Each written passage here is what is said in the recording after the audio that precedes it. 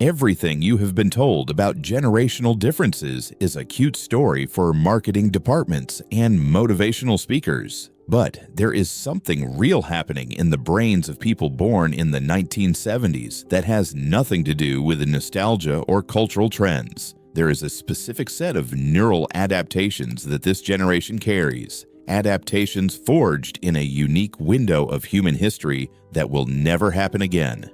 This is not about being better or worse than other generations. This is about understanding what happens when a human brain develops in a world that is dying and being reborn at the same time. If you were born in the 70s, your childhood happened in a world that no longer exists. You grew up without the internet, without smartphones, without the constant bombardment of dopamine that shapes every brain born after 1995. But you also lived long enough to master these technologies in your adult years when your prefrontal cortex, the CEO of your brain, was already fully developed. This is not a small detail. This is the difference between building a house on solid ground and building it on quicksand.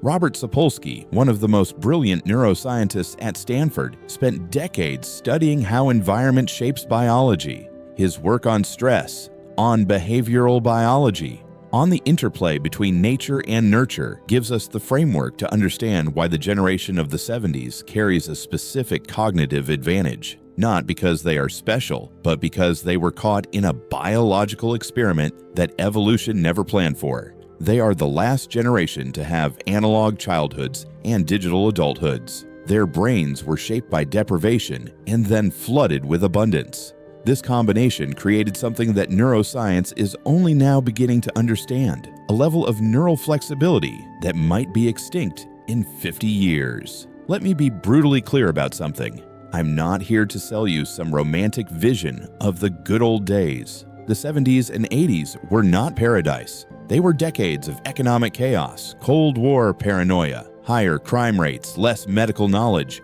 more prejudice, more ignorance. But there was one thing that world had that the modern world does not: friction, boredom, waiting.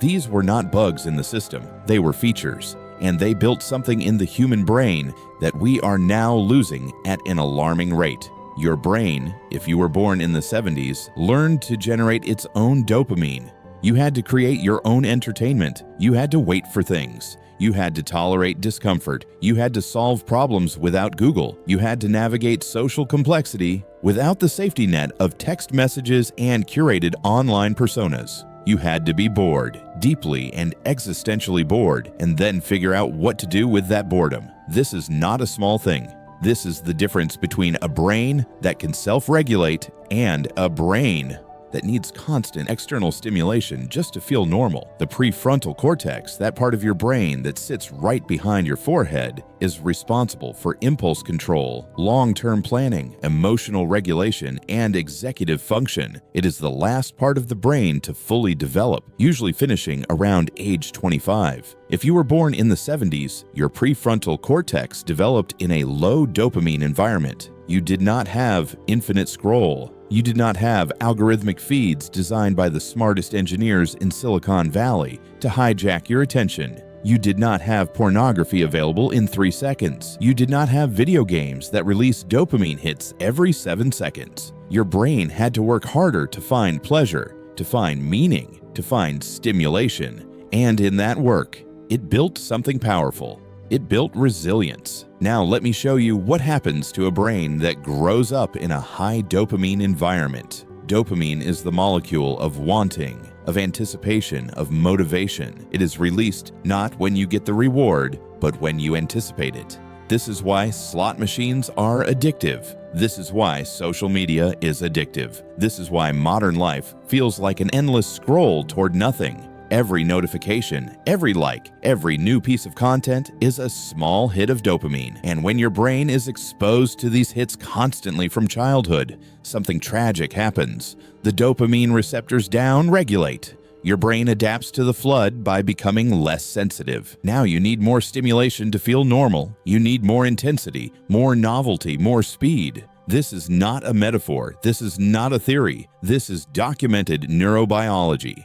People born in the 70s escaped this. Not because they were smarter or stronger, but because the technology did not exist yet. Their brains developed baseline dopamine sensitivity in an environment where rewards were delayed, where effort was required, where patience was not optional. And then, when they hit their 20s and 30s, the digital revolution happened. But by then, their prefrontal cortex was already built. They could adopt the technology without being consumed by it. They learned to use smartphones, social media, and the internet as tools, not as masters. This is the key difference. This is what makes them cognitively dangerous in a way that younger generations are not. Let me give you a concrete example. Attention span, the ability to focus on something difficult for an extended period of time. This is not a personality trait. This is a trained skill, and it is trained during childhood. If you were born in the 70s, you learned to pay attention by reading books with no pictures, by watching TV shows that aired once a week, by listening to albums all the way through, by playing games that took hours to finish. Your brain learned that good things require sustained attention. You built neural pathways that could tolerate delayed gratification. You trained your prefrontal cortex to override the impulse to quit when things got boring. This is not nostalgia. This is neural architecture. Compare this to a brain that grows up with YouTube, TikTok, and infinite scroll. Every piece of content is designed to be maximally engaging for the first 3 seconds, because if it is not, you will swipe to the next one. The average attention span is dropping. Studies show that people now struggle to watch even a 10-minute video without checking their phone. The ability to read a book, to work on a difficult problem, to sit with discomfort, these abilities are eroding. Not because people are lazy, but because their brains were never trained for it. The hardware is the same, but the software was installed in a different environment. Here is where Sapolsky's work becomes critical. He has shown again and again that the brain is not a fixed machine. It is plastic. It changes based on experience. The neurons that fire together wire together. This is not a cute saying. This is how learning works at the cellular level. If your childhood was filled with moments of friction, of boredom, of delayed gratification, your brain wired itself for resilience. If your childhood was filled with instant rewards, with constant stimulation, with dopamine on demand, your brain wired itself for dependence. Neither is inherently good or bad, but they produce different kinds of minds. The generation of the 70s also experienced something else that is crucial to understanding their cognitive power. They lived through real scarcity and real abundance in the same lifetime. If you were a child in the late 70s or early 80s, you probably remember a world where resources felt finite. Maybe your family had one TV. Maybe you had to share a phone line. Maybe you had to wait until Saturday morning to watch cartoons. Maybe you saved your money for months to buy one album. This created a psychology of value. You learned that things have cost. You learned to choose carefully. You learned that not everything is available all the time, and this taught your brain something essential. It taught you that desire and fulfillment are not the same thing. Then, in your 20s and 30s, the world exploded with abundance. Suddenly, everything was available all the time. Music, movies, information, communication, shopping, entertainment. The internet removed all friction, and because your brain was already formed, you could navigate this abundance without drowning in it. You could appreciate it without becoming addicted to it. You could use it without losing yourself in it. This is the advantage. Not that you are better than younger people, but that you had the training wheels before the race started. Let me pause here for a second and ask you a question that maybe no one has ever asked you. What is the worst part of living with this internal struggle? Not what you tell people, but the part you carry in silence.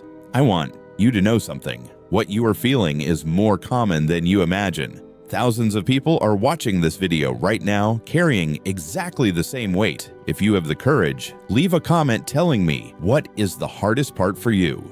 Your honesty might make someone else feel less alone today. Now let me continue showing you how to break this pattern. Now let me take you deeper into the biology. The stress response system in your brain is controlled by a tiny almond-shaped structure called the amygdala. This is your threat detector. It is always scanning the environment for danger. When it finds something threatening, it triggers the release of cortisol and adrenaline. Your heart rate increases, your muscles tense, your focus narrows. This is the fight or flight response. It is designed to keep you alive when a predator is chasing you. But here is the problem. The amygdala cannot tell the difference between a real threat and a perceived threat. It cannot tell the difference between a lion and an email from your boss. It reacts the same way to both. People born in the 70s grew up in a world with fewer perceived threats, but more real challenges. You had to navigate the world without GPS. You had to handle conflict face to face. You had to deal with rejection without the ability to hide behind a screen. You had to solve problems in real time. This trained your amygdala to distinguish between real danger and temporary discomfort. Your stress response system learned to calibrate itself. You developed what psychologists call distress tolerance, the ability to sit with uncomfortable emotions without immediately trying to escape them. Now compare this to a generation that grew up with the ability to avoid discomfort at all times. If something is boring, swipe away. If someone is annoying, block them. If you feel anxious, distract yourself with content. The brain never learns to sit with discomfort. The amygdala never learns to calibrate. The result is a generation with higher rates of anxiety, depression, and stress-related disorders. Not because they are weaker, but because their brains were never trained for the friction that life inevitably brings. Sapolsky talks about this in his work on stress. Chronic stress is toxic. It shrinks the hippocampus, damages the prefrontal cortex, weakens the immune system. But acute stress, the kind you experience when you face a challenge and overcome it, is different. It builds resilience. It teaches the brain that you can survive discomfort. It creates a sense of agency. The generation of the 70s had more acute stress and less chronic stress. Modern generations have less acute stress, but more chronic stress. The difference is profound. Here is another factor that shaped the minds of people born in the 70s. They experienced analog social interaction during the critical years of social development. Adolescence, roughly ages 12 to 18, is when the brain is rewiring itself for adult social life. This is when you learn to read faces, to interpret tone, to navigate group dynamics, to handle rejection, to form intimate relationships. If you went through adolescence in the 80s, you did all of this face to face. You had to show up. You had to be present. You had to read body language and microexpressions in real time. You could not edit your words before sending them. You could not curate your image. You had to be yourself, flaws and all, and figure out how to navigate the social world as you were. This built social intelligence. Real social intelligence, not the performative kind that exists on Instagram. You learn to read people. You learn to handle awkwardness. You learn to repair relationships after conflict. You learn that not everyone will like you, and that is okay. These are not small skills. These are foundational to mental health. And they are eroding in younger generations who learn to socialize through screens. The ability to have a difficult conversation, to tolerate uncomfortable silence, to be vulnerable in person, these abilities are becoming rare. And the generation of the 70s has them almost by default, not because they are better people, but because they had no other option. Now let me give you the protocol. This is not about nostalgia. This is not about going back to the past. This is about understanding what your brain has and learning to use it. If you were born in the 70s, you have neural architecture that is increasingly rare. You have attention span. You have distress tolerance. You have social intelligence. You have the ability to delay gratification. You have the ability to navigate both analog and digital worlds. These are not soft skills. These are survival skills in a world that is becoming more chaotic, more complex, more overwhelming by the day. First, protect your attention span. This is your most valuable asset. In a world where everyone is distracted, the ability to focus is a superpower. Stop multitasking. It is a myth. Your brain cannot process multiple streams of complex information at the same time. What you are actually doing is task switching, and every switch costs you time and mental energy. When you sit down to work on something important, close everything else. No notifications, no tabs, no background noise. Give yourself the gift of monotasking. This is how you built your brain as a child, and this is how you maintain it as an adult. Second, practice boredom. This sounds ridiculous, but it is critical. Your brain needs downtime to process information, to consolidate memories, to make connections. Constant stimulation prevents this. Once a day for at least 20 minutes, sit with nothing. No phone, no book, no music, no podcast. Just sit and let your mind wander. This is not meditation. This is not mindfulness. This is just boredom. And in that boredom, your prefrontal cortex will start working. You will have ideas. You will solve problems. You will gain clarity. This is how creativity works. This is how insight works. But it requires space, and space requires boredom. Third, use technology like a tool, not like a drug. You know the difference because you lived in both worlds. You know what it feels like to use something because it is useful versus using it because you are addicted to it. Check yourself constantly. Are you scrolling because you need information or because you are avoiding something? Are you checking your phone because you are expecting something important or because you cannot tolerate 30 seconds of nothing? Set boundaries. Turn off notifications. Delete apps that waste your time. Use your phone as a tool to accomplish specific tasks, then put it away. You have the neural wiring to do this. Younger generations are fighting against their biology. You are working with yours. Fourth, cultivate real relationships, not online connections, not followers, not networking. Real relationships with real people who you see face to face. The quality of your life is determined by the quality of your relationships. This is not opinion. This is data.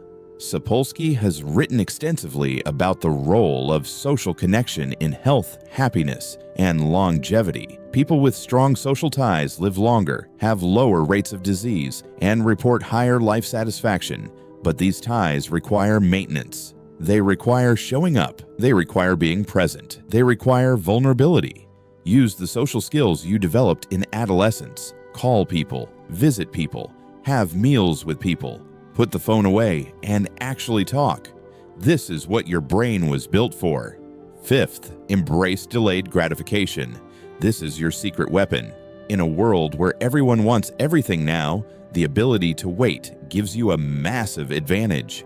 Invest in things that pay off over time. Learn skills that take years to master. Build projects that take months to finish. Save money for goals that are years away. Your brain can do this because it was trained for it. Most people cannot delay gratification anymore because their dopamine systems are fried, but yours is still intact. Use it. The compounding effect of delayed gratification is enormous. Small, consistent actions over long periods of time create results that look like magic to people who cannot do it. Sixth, teach what you know. This is not optional. The skills you have, the neural architecture you carry, are going to be extinct in 30 years. The next generation does not have what you have, and they will need it. Teach your children to read books. Teach them to be bored. Teach them to wait. Teach them to have difficult conversations. Teach them to focus. Teach them that not everything needs to be instant. You are not being nostalgic. You are giving them tools for survival. The world is going to keep getting faster, louder, more overwhelming. The people who can slow down, who can focus, who can think deeply, are going to dominate. And you have the blueprint. Here is what Seneca said 2,000 years ago.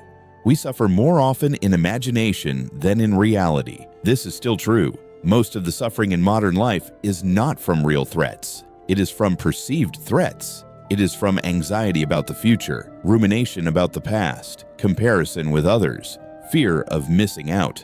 These are all products of an overactive amygdala and an underactive prefrontal cortex. The generation of the 70s has an advantage here. You lived in a world where you could not constantly compare yourself to everyone else. You could not see what you were missing. You could not live in a state of perpetual FOMO. You had to deal with your actual life, not some curated version of everyone else's life. This gave your brain permission to be satisfied with less, to find meaning in simplicity, to appreciate what you had instead of obsessing over what you did not have. Marcus Aurelius, the Roman emperor and Stoic philosopher, said that the impediment to action advances action. What stands in the way becomes the way. This is the essence of resilience. The obstacles you faced as a child, the boredom, the waiting, the friction, the lack of options, these were not problems. They were training. They built your prefrontal cortex. They taught your amygdala to calibrate. They wired your dopamine system for sustainability. You did not choose this. You just happened to be born at the right time. But now you have a choice. You can waste this advantage by trying to live like someone who grew up with infinite distraction, or you can lean into it and become someone who can actually think, actually focus, actually build something real. The power of the mind that grew up in the 70s is not about nostalgia. It is about neural architecture. It is about having a brain that was forged in friction and then learned to master abundance. It is about having attention span in a world of distraction. It is about having distress tolerance in a world of anxiety. It is about having social intelligence in a world of screens. It is about having the ability to delay gratification in a world of instant everything. These are not small things. These are survival skills. And if you have them, you have a responsibility to use them. The tragedy is that most people who were born in the 70s do not realize what they have. They think they are behind because they did not grow up with technology. They think they are old because they remember a world that no longer exists. They think they are irrelevant because the culture celebrates youth and novelty. But this is all noise. The biology does not lie. Your brain has something that is disappearing. Your brain has resilience that is rare. Your brain has focus that is valuable. Your brain has social skills that are essential. And in a world that is becoming more chaotic, more overwhelming, more addictive by the day, these skills are going to be the difference between thriving and drowning. Sapolsky teaches us that biology is not destiny, but it is the starting point. You did not choose when you were born. You did not choose the environment that shaped your brain. But you can choose what you do with it now. You can choose to protect your attention. You can choose to practice boredom. You can choose to use technology as a tool. You can choose to invest in real relationships. You can choose to delay gratification. You can choose to teach what you know. These choices compound over time. They create a life that is fundamentally different from the default life of distraction and anxiety that most people are living. The mind that grew up in the 70s is not unlimited because it is superhuman. It is unlimited because it has fewer limits. It is not fighting against its own biology. It is not addicted to stimulation. It is not paralyzed by comparison. It is not crippled by the need for instant gratification. It has something that modern minds do not have: space, patience, resilience. And in that space, anything is possible. If you made it this far, I already know something important about you. You do not just want to survive your own mind, you want to master it. This channel is not about magic promises. It is about real people sharing real tools that work in the real world. If this makes sense to you, subscribe to the channel, not because I am asking, but because you deserve a place where you can learn to build the version of yourself you always knew was in there. Biology is destiny until you hack it. This content is intended for educational and entertainment purposes only. The concepts presented here are theoretical frameworks drawn from neuroscience, evolutionary biology, and philosophy. This is not medical advice, psychological counseling, or professional guidance. Individual experiences vary significantly based on countless factors beyond generational cohort. If you are struggling with mental health concerns, please consult qualified professionals. This material represents a creative synthesis of scientific ideas for the purpose of stimulating thought and reflection, not a prescription for life decisions.